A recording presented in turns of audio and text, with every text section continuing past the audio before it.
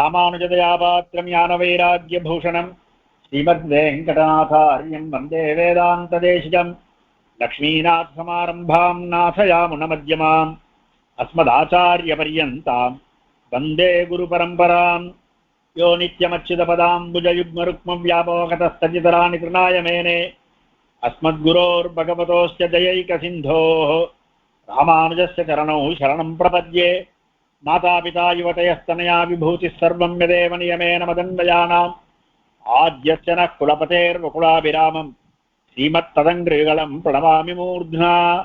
भूतं सरश्च महदाह्वय भट्टनाथ श्रीभक्तिसारकुलशेखरयोगिवाहान् भक्ताङ्घ्रिरेणुपरकालयतीन्द्रमिश्रान् श्रीमत्पराङ्कुशमुनिं प्रणतोऽस्मि नित्यम्. भक्तामृतं विश्वजनानुमोदनं सर्वार्थदं श्री शतकोपवाङ्मयं सहस्रशाखोपनिषत्समागमं नमाम्यहं द्राविडवेदसागरं. திருவழிதினாடென்னும் தென்குருகூரென்னும் மறுவினியவன் பொருளென்னும் அருமறைகள் அந்தாதி செய்தானடியினையே எப்பொழுதும் இந்தியாய் நெஞ்சே தெளிந்து மனத்தாலும் வாயாலும் வன்குருகூர் வேணுமினத்தாரை எல்லாதிரைஞ்சேன் தனத்தாலும் ஏதும் குறைவிலேன் என்ற சரகோபன் பாதங்கள் யாமுடைய பற்று. ஏய்ந்த பெருங்கீர்த்தி ராமானுசமுனிதன் வாய்ந்த மலர்பாதம் வணங்குகின்றேன்.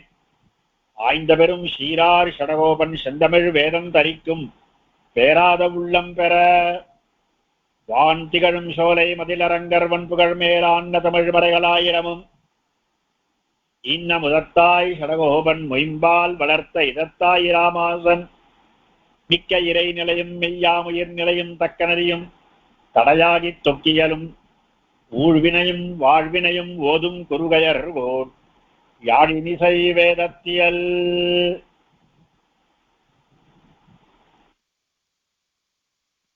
நம்மாழ்வாருடைய கிருஷ்ணானுபவங்களை பராங்குஷ பாகவதம் என்கிற தலைப்பிலே அனுபவித்துக் கொண்டிருக்கிறோம். இந்த கிருஷ்ணானுபவம் முதல் 10 ஆரம்பிச்சு 1000 பாசுரங்களிலும் கிருஷ்ணானுபவம் உண்டு இருக்குன்றது சொல்லலாம். இருந்தாலும் இந்த ஒரு திருவாய்மொழியில பிறந்தவாறும் அப்படின்ற இந்த திருவாய்மொழியில இருக்கிற ஒவ்வொரு பாசுரமும் பாகவதத்தினோடு சேர்ந்து இந்த பாகவதத்தில் உள்ள விஷயங்களை சொல்லுகிறபடியினால இந்த பராங்குஷனின் பாகவதம் என்கிற தலைப்பில பிறந்தவாறும் என்ற இந்த பதிகத்தை இந்த திருவாய்மொழியை அனுபவிச்சுருக்கோம். அதுல 7வது பாசுரத்துல ஒன் சுடரோடு இருளுமாய் நின்றவாறும் உண்மையோடு இன்மையாய் வந்து என்ன பெருமாள் ஒரே சமயத்துல உண்மையாகவும் இருக்கான் இன்மையாகவும் இருக்கான். ஆசிரியர்களுக்கு சத்தியனாகவும் இருக்கான், தன்னை ஆசிரியை செய்யாதவர்களுக்கு பொய்யனாகவும் இருக்கிறான். அது உதாரணமாக அதுக்கு உதாரணமாக சொன்னது ஒன் சுடரோடு இருளுமாய். அந்த சுடர் எப்படி ஆசிரியர்களுக்கு அவன் எப்படி அனுகிரகிக்கிறான் அப்படின்றத காண்பிப்பதற்கு அடுத்த பாசுரம். ஆசிரியருக்கு மெய்யனாயிருக்கான்றத எப்படி இருக்கான்னா, மார்க்கண்டேயனுக்கு பெருமாள் இந்த பிரளய காலத்துல தான் எப்படி இருந்தானோ அந்த ஒரு திருமேனியை காண்பித்து கொடுத்ததாக பாகவதத்தில் காணப்படுகிறது. அந்த ஒரு விஷயம்தான் இந்த இடத்துல சுவாமி நம்மாழ்வார் அனுபவிக்கிறார். திருவுருவு கிடந்தவாறும் ஒப்பூர் செந்தாமரை மேல் திசைமுகன் கருவுள் வீற்றிருந்து படைத்திட்ட கருமங்களும் ஒருவில் உன் தனிநாயகம் அவை கேட்குந்தோறும் என் நெஞ்சம் நின்று நெக்கு அருவிசேரும் கண்ணீர் என் செய்கேனடியேனே.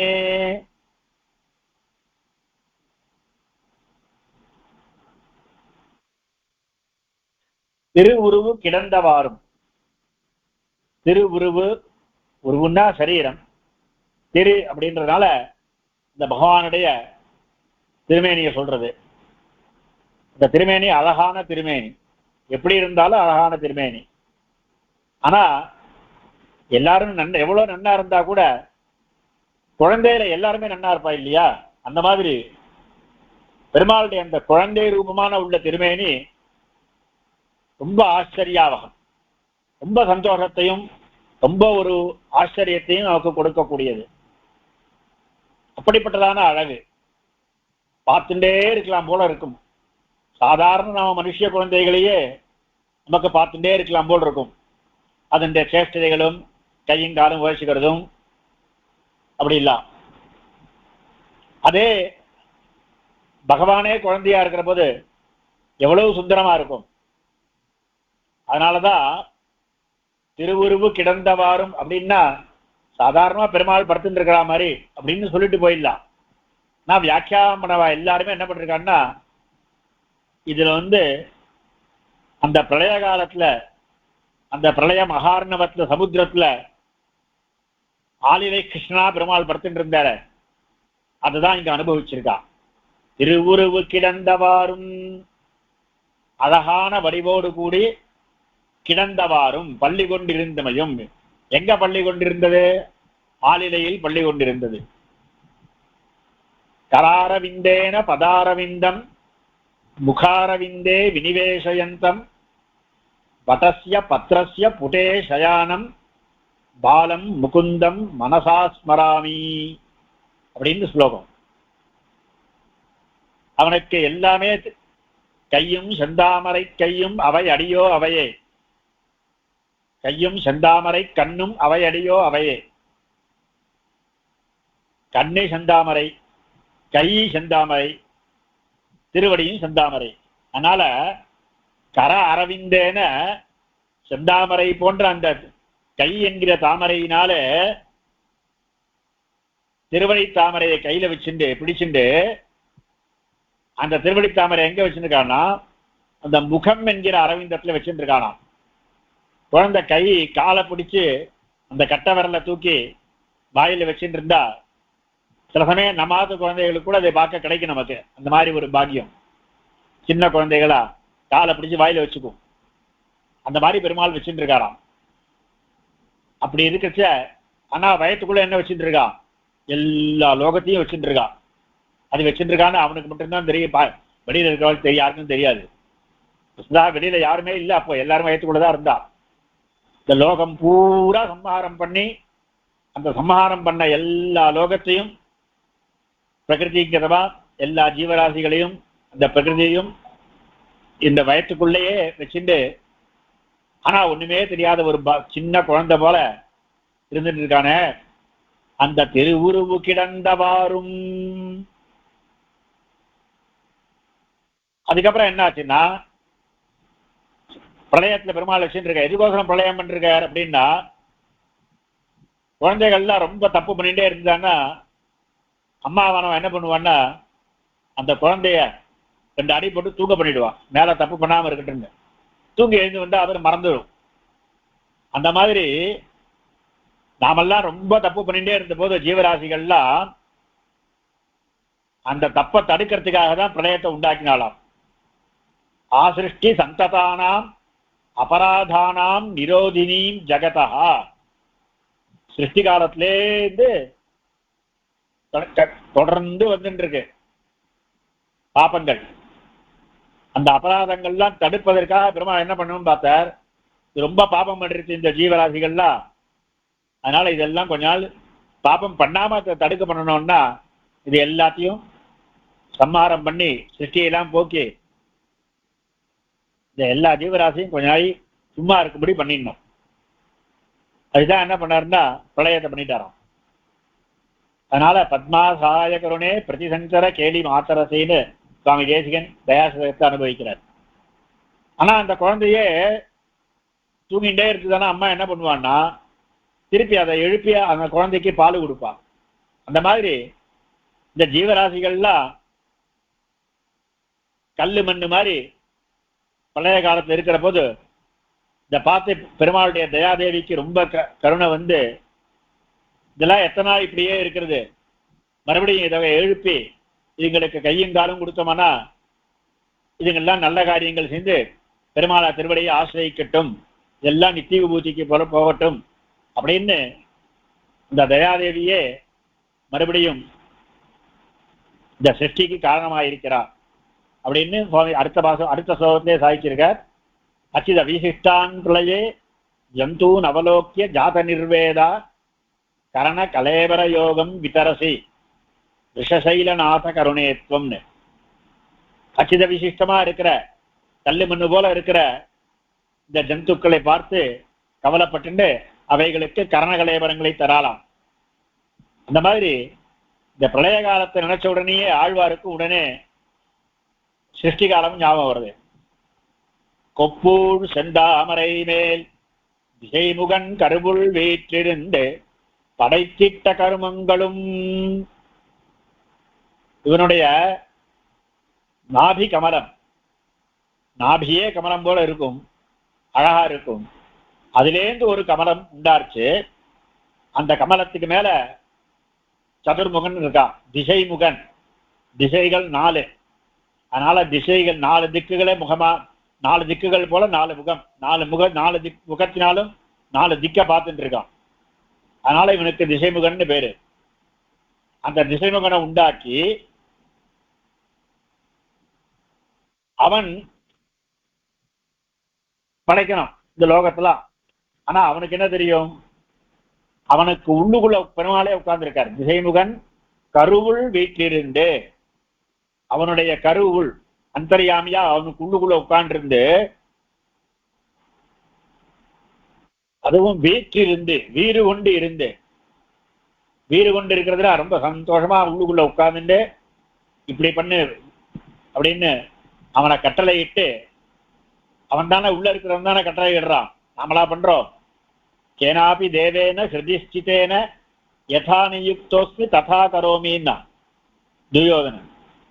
எனக்கு இது தர்மம்னு தெரியும், இது அதர்மம்னு தெரியும், ஆனா தர்மத்தை பண்றதுக்கும் புத்தி போக மாட்டேங்கிறது, அதர்மத்தை பண்றதுக்கும் பண்ணாம இருக்கிறதுக்கும் புத்தி போக மாட்டேங்கிறது. ஜானாமி தர்மம் நசமே பிரவருத்தி, ஜானாமி அதர்மம் நசமே நிவர்த்தி. இந்த அதர்மம்னு தெரியும், அதிலேருந்து விலகி இருக்கான்னு அதுவும் முடியல. ஏன்னா உள்ளுக்குள்ள இருந்து ஒருத்தன் ஆட்டி வைக்கிறான். கேனாபி தேவேன ஹிருதிஷ்டிதேன யதா நியுக்தோஸ்மி ததா கரோமின்னு. அவன் உட்கார்ந்து என்ன பண்றானோ, என்ன எப்படி பண்ணணும்னு பண்ணி வைக்கிறானோ அதுபடிதான் நான் பண்றேன்னு துரியோதனனுடைய வார்த்தை இது. அந்த மாதிரி பெருமாள் உள்ளுக்குள்ள உட்கார்ந்து பிராமயன் சர்வபூதானி யந்திராரூடானி மாயையா அப்படின்ற கீதையில, ஈஸ்வர சர்வபூதானாம் ஹிருத்தேஷே அர்ஜுன திஷ்டதி பிராமயன் சர்வபூதானி யந்திராரூடானி மாயையான்னு. எல்லா ஜீவராசிகளுக்கும் உள்ள உட்கார்ந்துட்டு அவன் தான் எல்லாத்தையும் செய்விக்கிறான். அதனாலதான் வீட்டிலிருந்து சொஸ்தமா இருக்கான். அங்க உட்கார்ந்துட்டு படைத்திட்ட கர்மங்களும் எல்லாத்தையும் அவன் தான் சிருஷ்டி பண்றான். இப்படி பண்ணுன்னு உள்ளுக்குள்ள உட்கார்ந்துட்டு பிரம்மாவை நியமனம் பண்ணி, இந்த பிரம்மா படைக்கிறான் இவன் மூலமாக. அதெல்லாம் பிரம்மா வேண்டிய மூலமாக பகவான் தான் படைக்கிறான். அதனால அப்படிப்பட்ட படைத்திட்ட கருமங்களும் உன்னுடைய அந்த கிரியைகள், இந்த லோகத்திலாம் நீ படைத்தையே அவைகளும், அதையெல்லாம் நினைக்கிற போது ஆழ்வாருக்கு அப்படியே கண்ணுல அருவி சோர்றது, கண்ணீர் சோர்றது. அதுக்கு மாத்திரம் இல்ல, இத மாத்திரம் இல்ல, இதெல்லாத்தையும் மேல ஒரு நித்திய விபூதி ஒண்ணு இருக்க. ஒருவில் உன் தனிநாயகம். ஒருவில், ஒருனா சாதிருஷ்யம், ஒரு ஒப்புமை இல்லாததான, இதுக்கு துல்லியமா வேற ஒண்ணு கிடையாது. அப்படிதான உன்னுடைய தனி நாயகம், உன்னோட தனி ராஜ்யம். அது என்ன தனி ராஜ்யம், பாக்கி எல்லாம் அவன் ராஜ்யம் இல்லையா அப்படின்னா, இந்த நித்திய விபூதி லீலா விபூதியில படைக்கிற எல்லாத்தையும் பகவானுக்கு தனியா தான் படைக்கிறான். இருந்தாலும் அவன் படைக்கிறது அவனுக்கு பாரபட்சன்ற இவன் பாரபட்சியா படைக்கிறான் அப்படின்ற இவன் பேர்ல குற்றம் வந்துடக்கூடாதுன்னு அந்த ஜீவராசிகளுடைய கர்மாக்களையும் சககாரியா வச்சுட்டுதான் படைக்கிறான். அவ அந்த ஜீவராசிகள் என்னென்ன கர்மாக்கள் பண்றாளோ அந்த கர்மாவை அனுசரித்தே இந்த லீலா விபூதியில அவனுடைய காரியங்கள் நடக்கிறது.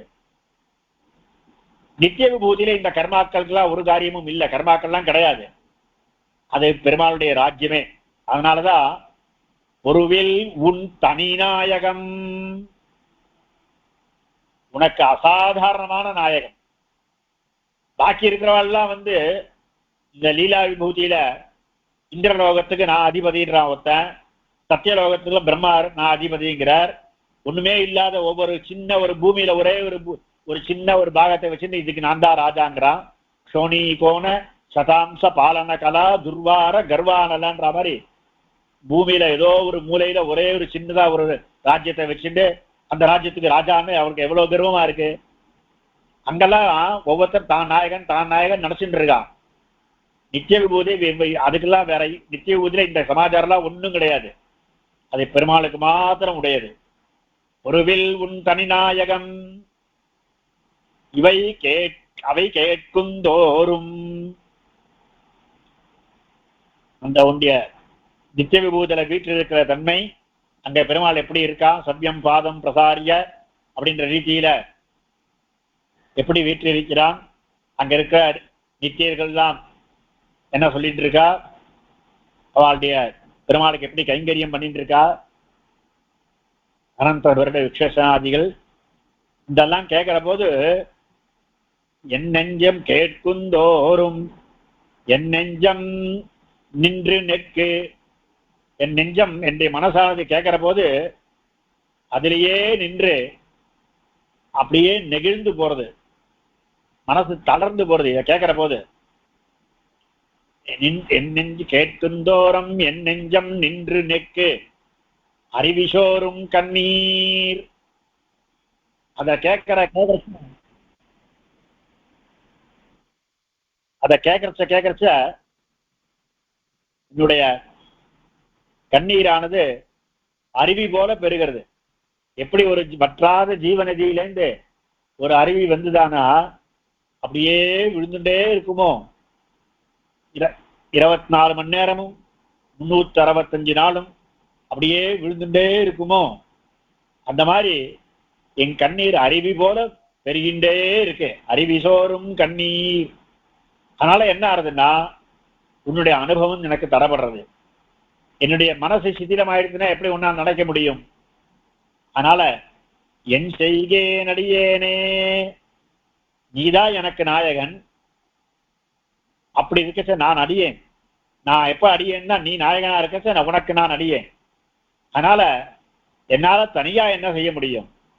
என் செய்கேன், நான் தனியா என்னால ஒன்றும் செய்ய முடியாது.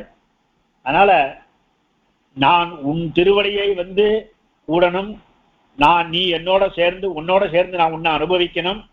அதுக்கெல்லாம் நீயே தான் கிருபை பண்ணணும் அப்படின்னு பிரார்த்திக்கிறார். இதுல திருவுருவு கிடந்தவாறும் அப்படின்னா சாதாரணமா நமக்கு சொல்ற போது அர்ச்சாவதாரத்துல நம்ம பெருமாள் சயனிச்சுட்டு இருக்கிறதெல்லாம் ஞாபகம் வரும்.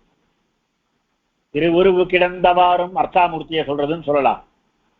கொப்பூள் செந்தாமரமேல் திசைமுகன் கருவுள் வைத்திருந்தே படைத்திட்ட கருமங்களும் அப்படின்ற சொல்ற போது வியூகத்தை ஞாபகம் வருது. வியூகத்துல பெருமாள் பார்க்கடல்ல படுத்துண்டு அந்த இடத்துல தானே நாபி கமலத்துல பிரம்மா உண்டானதெல்லாம். அதனால இந்த வியூகத்தை சொல்றதுன்னு சொல்லலாம். அதுக்கப்புறம் பொருவில் உன் தனிநாயகம் அந்த நித்திய விபூதி பரமபதத்தை சொல்றது. இப்படி உன்னுடைய ஒவ்வொரு நிலையிலும் இதெல்லாம் சொல்ற போது என்னுடைய மனசுக்குள்ளேயே நீ உட்கார்ந்துருக்க அந்தர்யாமியா. அந்த மனசுக்குள்ள உட்கார்ந்துட்டு அப்படியே என்ன உருக்கி பண்றது நீ அப்படின்னு உன்னுடைய குணங்கள்லாம் கேட்கிற போது திருவுருவு கிடந்தவாறும் ஒப்பூர் செந்தாமரை மேல் திசைமுகன் கருவுள் வீற்றிருந்து படைத்திட்ட கருமங்களும் ஒருவில் உன் தனிநாயகம் அவை கேட்குந்தோறும். மூணு இடத்துல சொன்னார். திருவுருவு கிடந்தவாறும்னு வியூகத்தையும் அர்ச்சையும் வியூகத்தையும் நித்திய விபூதியும் சொல்லி உன்னுடைய எந்த அனுபவத்தை அவை கேட்குந்தோறும், உன்னுடைய எந்த விதமான அனுபவத்தையும் உன்னுடைய எந்த விதமான சேஷ்டிதங்களையும் அதெல்லாம் கேட்கிற போது குணசேஷ்டிதங்கள் கருமங்களும் கருமங்களும் அவைன்றதுனால குணசேஷ்டிதங்களும் அப்படிதான் வியாக்கியானம் பண்றார். சிருஷ்டித்த கருமங்களும் ஒப்பின்றிருக்கே விசஜாதீயமான உன்னுடைய குணசேஷ்டிதங்களை கேட்குந்தோறும். உன் தனிநாயகனால குணசேஷ்டிதங்கள்னு அதையும் சேர்த்து வியாக்கியானம் பண்றது. அவை கேட்குந்தோறும் என் நெஞ்சம் நின்று நெக்கு அருவிசோறும் கண்ணீர் என் செய்கே நடிகேனே அப்படின்னு இந்த பாசுரத்திலையும் பாகவதத்தில சொல்லப்பட்டதான சிருஷ்டி பிரகரணங்களும் எல்லாம் அதனுடைய ஒரு சங்கிரகம் தான் இது தோன்றது. இப்படி பகவானுடைய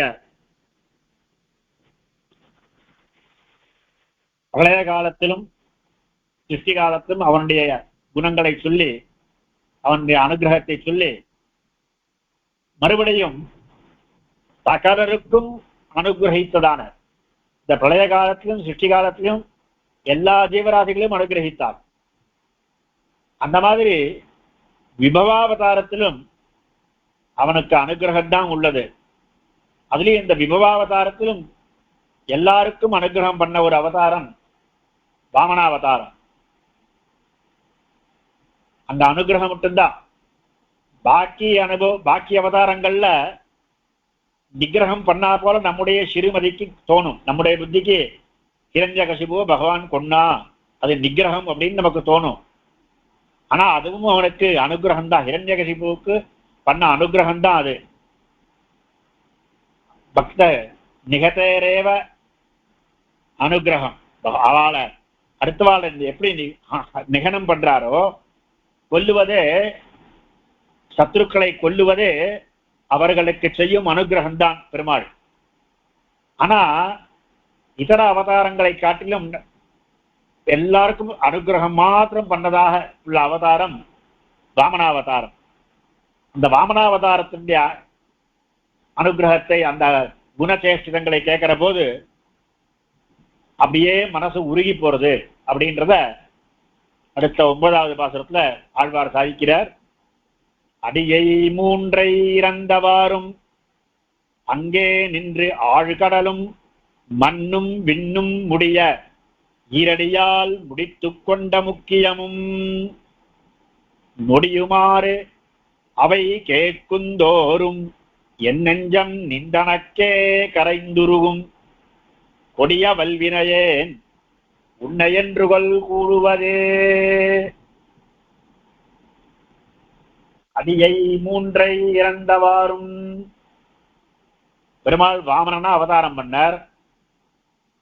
அவதாரம் பண்ண அன்னைக்கே குழந்தையா அவதாரம் பண்ண அன்னைக்கே உடனே வளர்ந்துட்டார். உபநயனமான மாதிரி வளர்ந்தாச்சு. உடனே நேர மகாபலியுடைய அந்த யஜ்ஞசாலைக்கு போறார். யஜ்ஞசாலைக்கு பெருமாள் எழுந்தருளி அவனை பார்த்த உடனே, வாமனனை பார்த்த உடனே எல்லாரும் ஆகர்ஷிச்சு போறான். அதனாலதான் வாமனாவதாரத்துக்கு எல்லாரையும் ஈர்க்கக்கூடியதான ஒரு சக்தி. லோகத்திலேயே சாதாரணமா ஒரு சின்ன குழந்தை, ஒரு 7 வயசு 8 வயசு சின்ன பையன் உபநயனம் பண்ணிட்டு கையில தண்டத்தோட உபநயன புடனும் கிருஷ்ணாஜனமா போச்சுன்னா அந்த குழந்தையோட முகத்துல எத்தனை தேஜஸ் இருக்கும். அந்த மாதிரி பகவானுடைய முகத்தை தேஜஸ், பகவான் முகத்துல தேஜஸுக்கு சொல்ல வேண்டிய அவசியம் என்ன? அந்த தேஜஸை பார்த்தா எல்லாரும் அப்படியே கவரப்பட்டு இருக்கிறான். அப்போ அவன் என்ன கேட்டாலும் கொடுக்கணும்னு தோன்றது. அவன் என்ன கேட்டாலும் கொடுத்திருப்பான் மகாபலி. ஆனா பெருமாள் என்ன கேட்டார்னா, எனக்கு சமிதாதானம் பண்றதுக்கு 3 அடி மண்ணு வேணும்னு 3 அடி வேணும்னு கேட்டார். அவ்வளவுதான். உடனே கொடுக்குறேன்னு கொடுத்துட்டான். அளக்கிறேன்ற போற சமயத்துல அந்த 3 அடி கேட்டுட்டு, எதுக்கோசரம் 3 அடி கேட்டாருன்னா, பெருமாள் பிளான் பண்ணி வச்சிருக்க, 1 அடியினால இந்த கீழ் லோகம் பூரா அளந்துடணும், 2வது அடியினால மேல இருக்கிற லோகங்கள்லாம் அளந்துடணும். அப்ப 3வது அடின்னு எங்க கேட்பா? எங்கன்னு அவன்கிட்ட கேட்டா அவன் வழி இல்லாம தண்டி தலையை தான் காமிப்பான். 3வது அடி அவன் தலையில வைக்கணும்னு பெருமாளுக்கு முன்னாடியே இதெல்லாம் மனசுல இருக்கு. அதனாலதான் அடியை 3ஐ இறந்தவாறும், அந்த 3 அடியை கொடுக்கணும்னு நீ கேட்ட அந்த ஒரு பாங்கு இருக்க, இந்த ஏன் 3 அடி கேட்டா அப்படின்னு, அந்த 3 அடியை சாதாரணமா கேட்கறச்ச எனக்கு இதெல்லாம் ஒண்ணும் வேண்டாம், 3 அடி மாத்திரம் எனக்கு போரும், நான் சமிதா உட்காந்து சமிதாதானம் பண்ணி இருக்கிறதுக்கு 3 அடி மண்ணு போருன்ற மாதிரி 3 அடி போரும்னு கேட்டானே, அந்த அடியை 3ஐ இறந்தவாறும் அங்கே நின்று ஆழ்கடலும் மண்ணும் விண்ணும் முடிய ஈரடியால் முடித்து கொண்ட முக்கியமும், அங்கேயே நின்று அந்த மகாபலியினுடைய யஜ்ஞசாலையிலேயே நின்று, ஏன்னா அந்த இடத்த விட்டு போயிட்டு வெளில மாறி போயிட்டு அளந்தான்னா கேட்டவன் ஒருத்த அளந்தவன் வேற ஒருத்தன் அப்படின்னு யாருக்காவது சம்சயம் வந்துருச்சுன்னா என்ன பண்றது? வேற அடி போச்சுன்னா வேற இடத்துக்கு போய் வளர்க்க போனானா நான் உனக்கு கொடுக்கலையேன்னு மகாபலியை சொல்லிட்டா என்ன பண்றது? அதனால கேட்டவன் அடி வேறு உரு வேறு என்பார்களே அப்படின்னு வியாக்கியானம் பண்ணிருக்கான். அப்படி இல்லாம அங்கே நின்று கேட்ட இடத்துலயே நின்றுட்டு நான் அளந்துகிட்டவா அப்படின்னு ஆரம்பிச்சு ஆழ்கடலும் மண்ணும் விண்ணும் முடிய, எல்லா கடல்களும் ஆழமான கடல்கள், எல்லா ஆழ்கடலும் மண்ணும், இந்த கடல் இந்த மண் அப்படியே எல்லா இந்த பூமி முழுவதையும் ஒரு திருவடியாலையும், ஆகாசத்தின் முழுவதையும், மேல இருக்கிற 7 லோகங்களையும், மேல இருக்கிற 7 லோகங்களையும் ஒரு திருவடியாலும், கீழே இருக்கிற அதல விதல போன எல்லா இடத்தையும் ஒரு திருவடியாலும் அளந்து கொண்டு மண்ணும் விண்ணும் முடிய அது எல்லாவற்றையும் ஒன்று விடாமல், ஒரு பாகம் துளி விடாமல் எல்லாத்தையும் அளந்து எடுத்துட்டு ஈரடியால் முடித்து கொண்ட முக்கியமும், அப்படி 2 அடியினாலேயே எல்லாத்தையும் பெருமாள் கேட்டு வாங்கிட்டார். அப்படி ஈரடியால் எல்லாத்தையும் உன்னுடையவதாக ஆக்கி கொண்ட முடித்து கொண்ட முக்கியமும். அதுக்கப்புறம் என்ன பண்ணான்னா 3வது அடி எங்க வைக்கிறதுன்னு கேட்டு மகாபலியுடைய சிரசுல காலை வச்சு, சிரசுல தன்னுடைய திருவடியை வச்சு அவனுடைய பாதாளத்துக்கு, அவனையும் கொல்லல, அவனை பாதாளத்துக்கு அனுப்பிச்சு வச்சார். ஏன்னா பெருமாள் வாக்கு கொடுத்துருக்க பிரகலாதனுக்கு, உன்னோட வம்சத்துல வந்தவா யாரையும் நான் நிகிரகிக்க மாட்டேன்னு. அப்படி இந்த வாமனாவதாரத்தை கேட்கிற போது நொடியுமாறு அவை கேட்குந்தோறும், நொடியுமாறு இதெல்லாம் சொல்ல, நொடியுதெல்லாம் சொல்லுதலாம், நொடியுமாறு சொல்ல சொல்ல சொல்ல அவை கேட்குந்தோறும், இந்த அனுபவத்தை கேட்டே இருக்கச்ச, ஒவ்வொரு தடவையும் கேட்கச்ச என் நெஞ்சம் நின் தனக்கே கரைந்துருகும். இந்த பெருமாளுடைய திருவடியில இந்த பெருமாளுடைய கதையெல்லாம் கேட்கச்ச, பெருமாள் இந்திரனுக்கு இப்படி பண்ணானா இப்ப நமக்கு இந்த மாதிரி பண்ணி கொடுப்பானா அப்படின்னு லௌகிகமான அர்த்தங்களுக்கு புத்தி போகாம, பெருமாள் இந்திரனுக்கு இந்த லோகத்தை மறுபடியும் மீட்டு கொடுத்தானே, எனக்கு இவ்வளவு லோகம் வேண்டாம், எனக்கு கேஸ்ல இருக்கிற எங்க ஆத்த மீட்டு கொடுத்தாலே போருமே அப்படின்னு கேட்காம, அதுவா எனக்கு எவ்வளவோ பணம் செலவழிஞ்சு போச்சு, கஷ்டப்பட்ட என்னுடைய திரவியங்கள்லாம் திரும்பி கிடைக்கணும்னு கேட்காம, அதெல்லாம் இந்திராதிகளைப் போலே வேறு பலனில் நோக்கமின்றியேன்னு வியாக்கியானம் பண்றான். நொடியுமாறு அவை கேட்குந்தோறும் என் நெஞ்சம் நின் தனக்கே கரைந்துருகும், உனக்கு மாத்திரமே உன்னுடைய விஷயத்திலே நீ எனக்கு கிடைச்சா போரும் அப்படி நின்றனக்கே கரைந்து உருகும். அதே அதுக்காகவே கரைதல், அதுக்காகவே உருகுதல். கரைதல்ன்ற சப்தத்துக்கு அதறதுன்னு ஒரு அர்த்தம் உண்டு. ஆனா இந்த இடத்துல கரைந்து உருகும். அந்த திடமா இருக்கக்கூடிய நெஞ்சம் திரவமாயி உருகி போயிட்டு இருக்கு. இந்த அணக்கே கடைந்துருகும். இப்படி உருகி போச்சுன்னா என்ன பண்றதுன்னா மறுபடியும் பகவானை நினைக்க முடியாம இருக்கு. அதனால கொடியவள் வினையேன், நான் வினையேன், பாபம் செய்தவன். வல் வினையேன், பெரிய பாபம் செய்தவன். அதுவும் கொடிய வல்வினையேன், பிராயச்சித்தம் பண்ணி கூட தீர்க்க முடியாததான பாபங்கள். அப்படி கொடிய வல்வினையேன் உன்னை எண்ணுகள் கூடுவதே, நான் என்னைக்குதான் உன் திருவடியோட சேர்ந்து உன்னோடு சேர்ந்து கலந்து இருப்பேன். உன்னை என்றுகள் கூடுவது, என்றுகள் உன்னை கூடுவது, நான் எப்பொழுது உன்னோட என்னால கலந்திருக்க முடியும்? என்னுடைய பாபங்கள்லாம் இருக்கே தடையப்பட்டது அப்படின்னு. ஆனா பாபங்கள் உன்னை எப்போது கூடுவேன்னா நீ எல்லாருடைய பாபத்தையும் போக்கி எல்லாருக்கும் அனுகிரகம் மாத்திரம் பண்ண வேண்டிய வாமனாவதார கதையை கேட்கிற பட்ச என்னுடைய பாபங்களாம் போக்கி உன்னால எனக்கு அனுகிரகம் பண்ண முடியாதா என்ன? அதனால நீ என்னை அனுகிரகிக்கணும்னு பிரார்த்திக்கிற. அடியை மூன்றை இரண்டவாறும் அங்கே நின்று ஆழ்கடலும் மண்ணும் விண்ணும் முடிய ஈரடியால் முடித்துக் கொண்ட முக்கியமும் நொடியுமாறு சொல்றச்ச நொடியுமாறு அவை கேட்குந்தோறும் என் நெஞ்சம் நின் தனக்கே கரைந்துருகும் கொடியவள் வினையேன் உன்னை என்றுகள் கூடுவதே.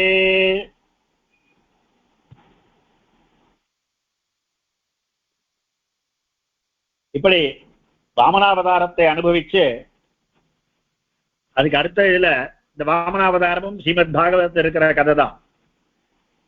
அதனால வாமனாவதாரத்தை அனுபவித்தபடியினால இந்த இடமும் பாகவதத்தில் இருக்கிறபடினா இதுவும் பாகவத விஷயம்தான், ஸ்ரீமத் பாகவதத்தில் இருக்கிற விஷயம்தான். இப்படி வாமனாவதாரத்தை அனுபவித்து எல்லாருக்கும் அனுகிரகம் பண்றவன் தான்.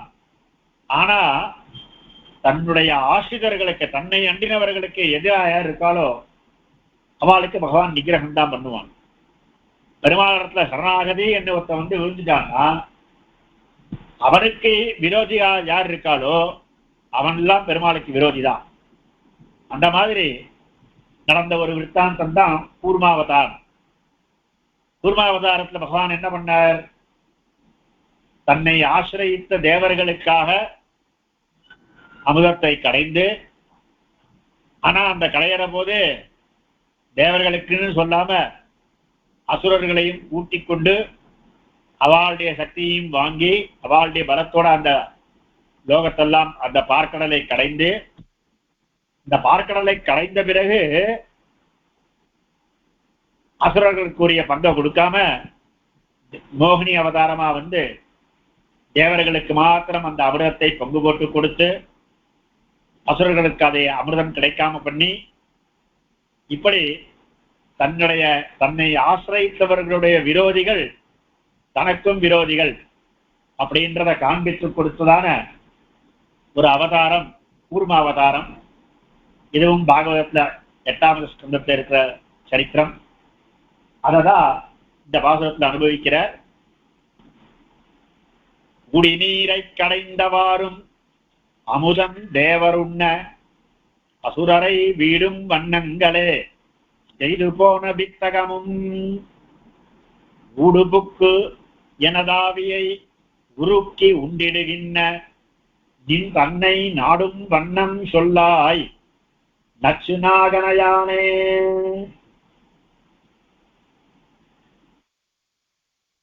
குடிநீரை கடைந்தவாறும்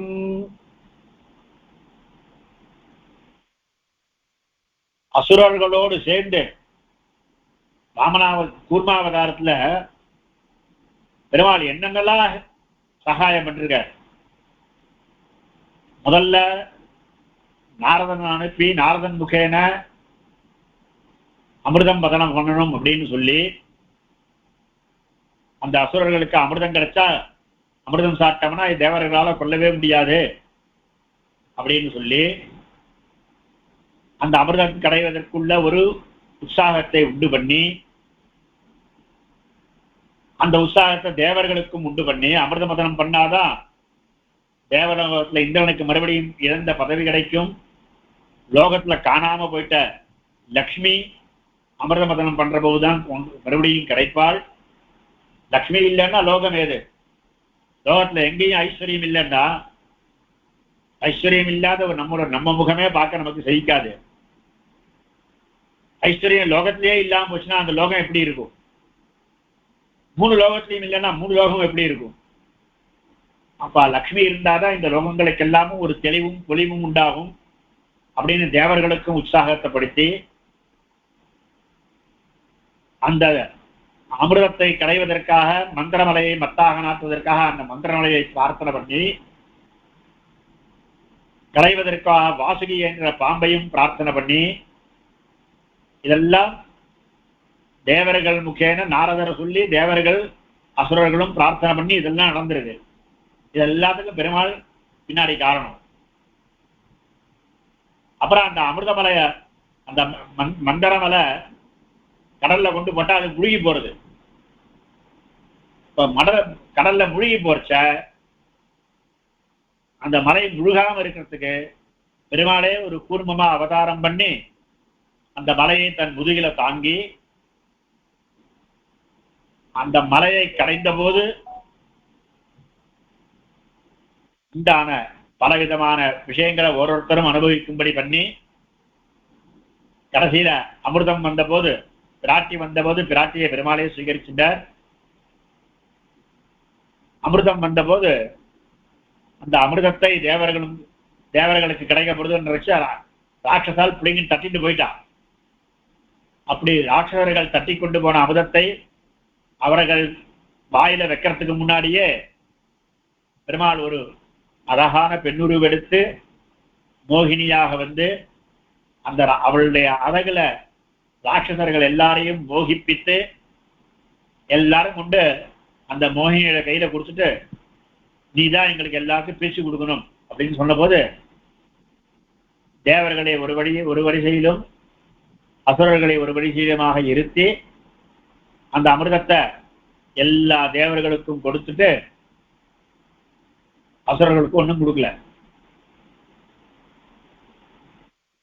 இப்படி ரொம்ப சாமர்த்தியமாக அசுரர்களுக்கு அமிர்தம் கிடைக்காதபடி பண்ணி இந்த சேஷ்டிதங்கள்லாம் இருக்க இதெல்லாம் நினைக்கிற போது அப்படின்ற அதான் கூடி நீரை களைந்தவாறும் கூடி தேவர்களோடும் அசுரர்களோடும் இவனும் கூடி களைந்தவாறும் அந்த பாலாழியை க்ஷீராப்தியை கடைந்த ஆறும் அந்த கடைந்த ரீதியும் அமுதம் தேவருண்ண கிடைச்ச அந்த அமிர்தத்தை தேவர்கள் தான் சாப்பிடணும், இதரர்கள் சாப்பிடக்கூடாது, ராட்சசர்கள் சாப்பிடக்கூடாதுக்காக அமுதம் தேவர் உண்ண அந்த அமுதத்தை தேவர்கள் உண்பதற்காக அசுரரை வீடும் வண்ணங்களே செய்து போன வித்தகமும்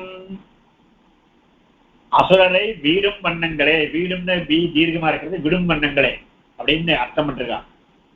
அசுரர்களை இந்த அமிர்தம் விட்டு போகும்படியாக அசுரர்களுக்கு இந்த அமிர்தம் கிடைக்காதபடியாக இவன் செய்து போன வித்தகம் இவன் செய்து இவனே ஒரு பெண்ணுருவாக ஒரு மோகினியாக உருவமெடுத்து அந்த அசுரர்களுக்கு அந்த அமிர்தம் கிடைக்காமல் செய்து உடனே போன வித்தகமும் அந்த மோகினி உருவம் உடனே மறைந்தும் போயிருக்கு.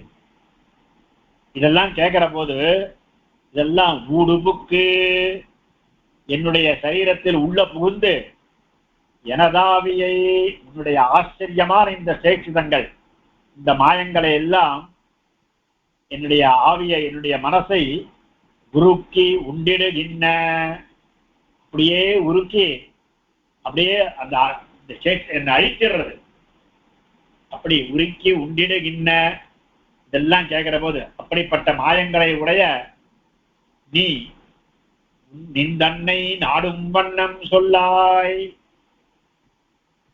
உன்னை நான் அடைவதற்குள்ள உபாயம் என்ன? இவ்வளவு மாயங்களை உடைய நீ நான் உன்னை சேரும்படி பண்ணணும். எப்படி நீ அசுரர்களுக்கு அமிர்தம் கிடைக்காதபடி பண்ணிட்டியோ அந்த மாதிரி எனக்கு உன்னை கிடைக்காதபடி பண்ணிடக்கூடாது.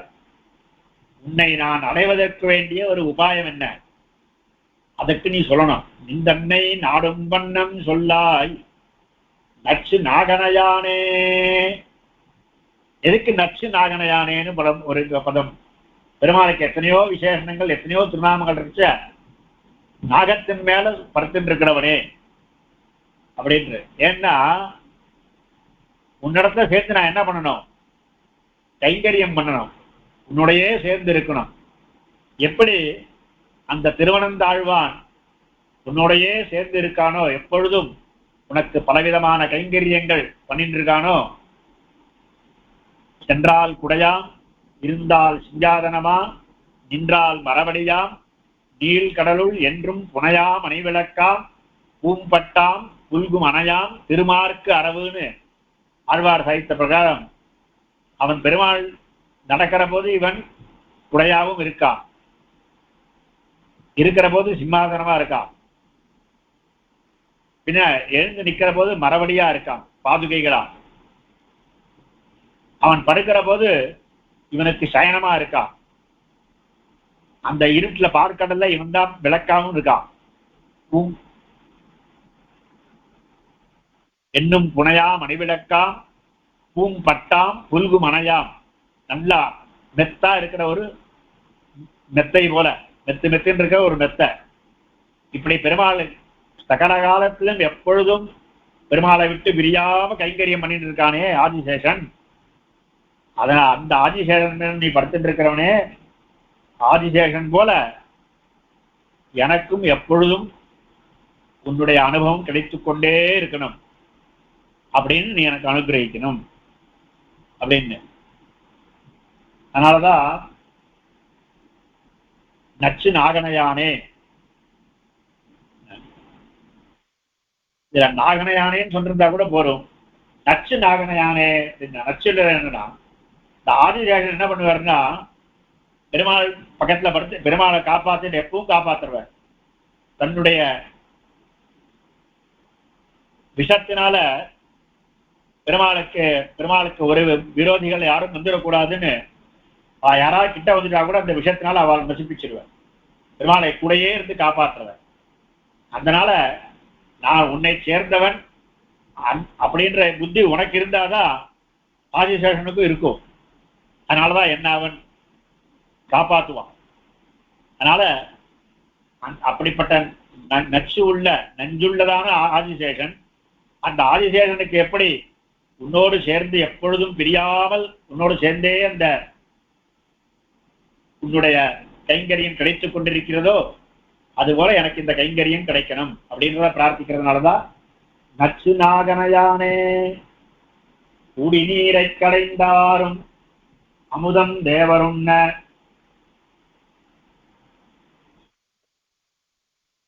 அசுரரை வீடும் வண்ணங்களே செய்து போன வித்தகமும். உன்னுடைய அந்த சாமர்த்தியம், வித்தகம் சாமர்த்தியம், அசுரர்களுக்கு அமுதம் கிடைக்காமல் செய்ய உன்னுடைய சாமர்த்தியமும்.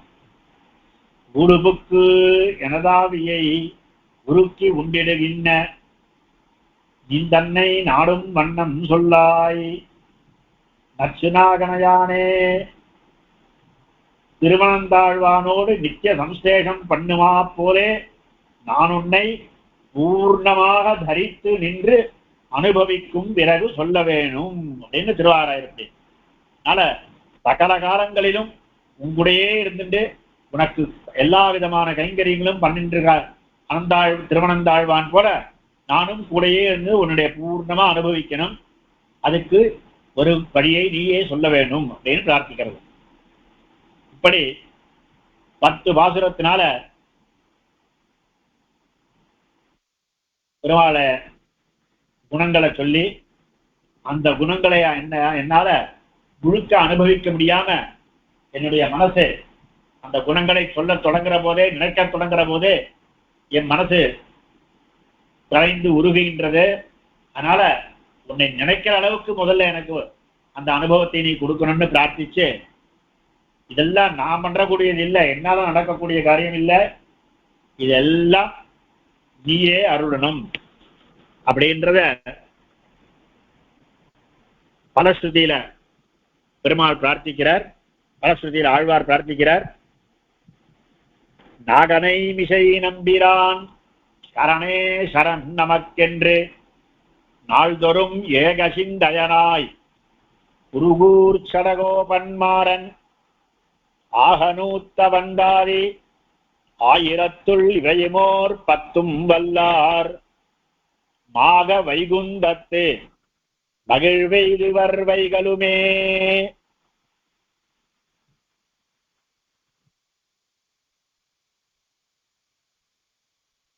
நாகனை மிசை நம்பிரான் சரணே சரண் நமக்கு.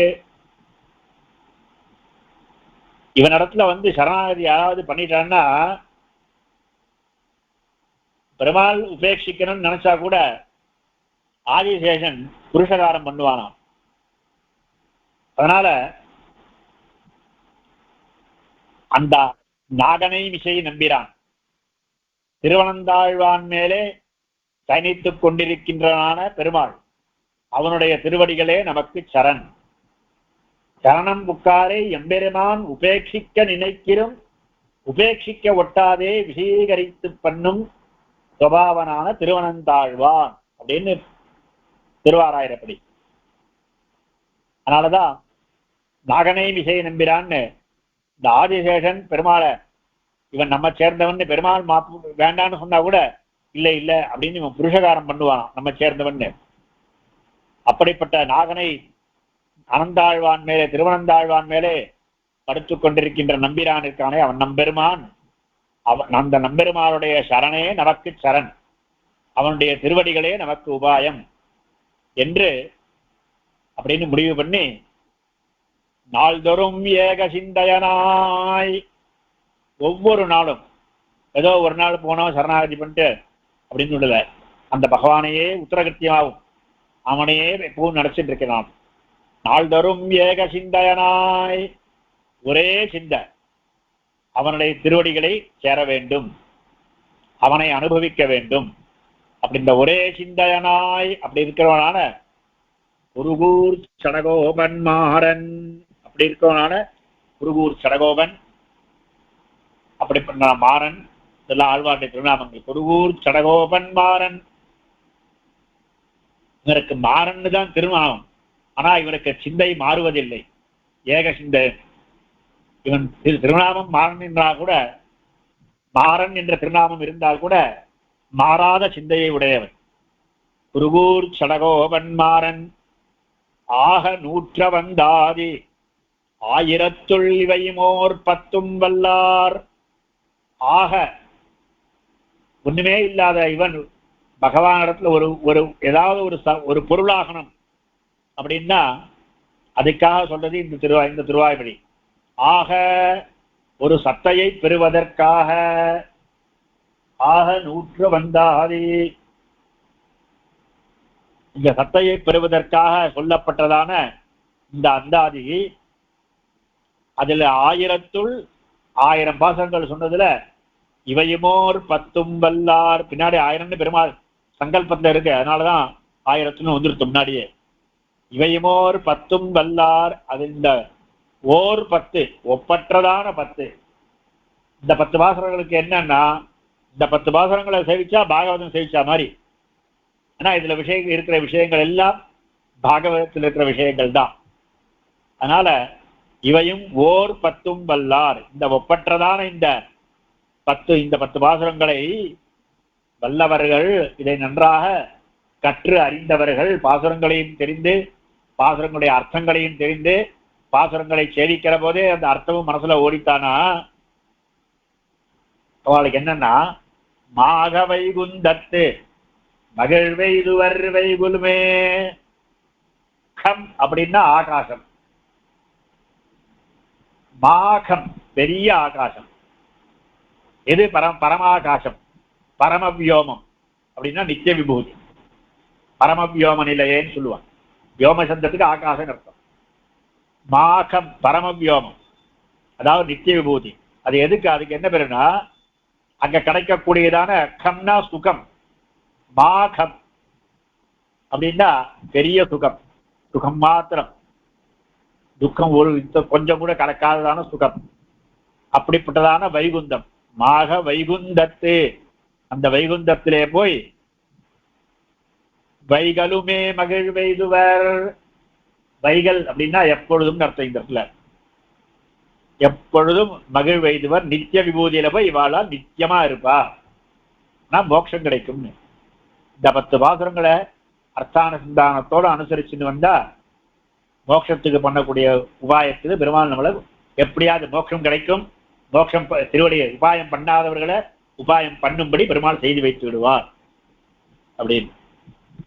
நாகனை விசை நம்பிரான் சரணே சரண் நமக்கென்னு நாள்தோறும் ஏக சிந்தயனாய் குருகூர் சடகோபன் மாறன் ஆகநூற்ற வந்தாதி ஆயிரத்துள் இளையமோர் 10 வல்லார் மாக வைகுந்தத்து மகிழ்வெய்துவர் வைகளுமே.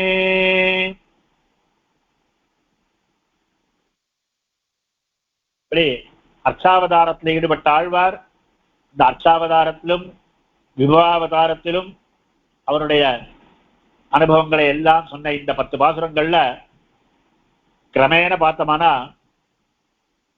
முதல் பாசுரத்துல பிறந்தவாறும் என்ற பாசுரத்துல பொதுவா கிருஷ்ணனுடைய எல்லா விதமான அனுபவங்களும், கிருஷ்ணனுடைய பிறந்தவாறும் வளர்ந்தவாறும் பாரதம் கை செய்து ஐவர்க்கு திறங்கள் காட்டிட்டு செய்து போன மாயங்களும்னு அவதாரம் பூர்த்தியா அனுபவிச்சு, அதுல 2வது பாசுரத்துல பிருந்தாவனத்தில் நடந்த வரலாறுகள், 3வதுல குழந்தையா இருக்க திருவாய்ப்பாடியில் இருந்த பால லீலைகள், 4வது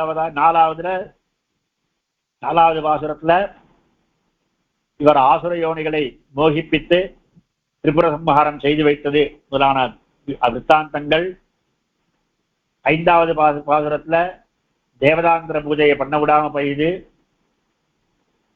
இவர் கோவர்தன ரூபியை கோவர்தனத்தை எடுத்து இவர்களை தேவதாந்திரத்திலிருந்து காற்றது. 6வது பாசுரத்துல பெருமாள் நின்றும் இருந்தும் கிடந்துமாக செய்த மாயங்கள், 7வது பாசுரத்துல அடியாருக்கு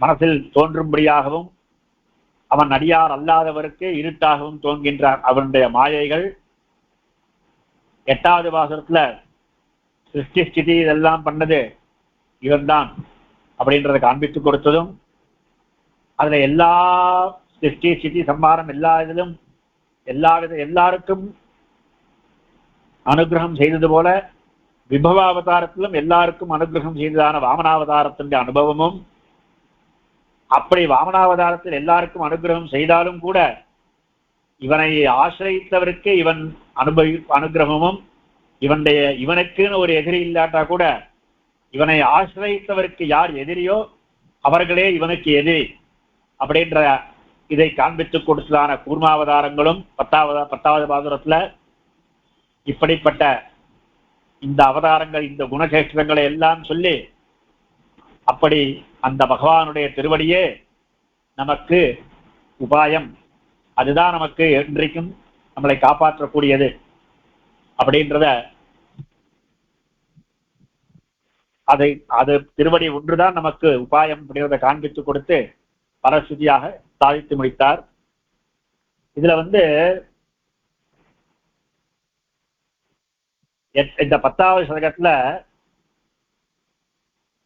சக்தி பிரதம் அப்படின்ற குணம் பெருமாளுடைய இந்த பிறந்தவாறும் வளர்ந்தவாறும் இந்த தசகத்திலேயே என்ன குணத்தை அனுபவிக்கிறார்னா, பிராப்தம் சக்தி பிரதம் ஸ்ரீபதி மிக தசகே சேயசா மேகஹேதும் அப்படின்னு சுவாமி தேசிகன் தாத்பரிய ரத்னாவளியில சாய்க்கிறார். சக்தி பிரதன் எப்படி சக்தி பிரதன்னா, அவனை நினைக்க முடியாம தடுக்கிறதுக்கு எத்தனையோ நமக்கு தடங்கள் இருக்க, அந்த தடங்கள் எல்லாம் போக்கி அவனை நினைக்கும்படி நம்மளை செய்வதற்கு சக்தியை கொடுக்கக்கூடியவன் அப்படின்றது இந்த 10வது தசகத்துண்ட அனுபவிக்கக்கூடியதான குணம் அப்படின்றத சுவாமி தேசிகன் காமிக்கிறார்.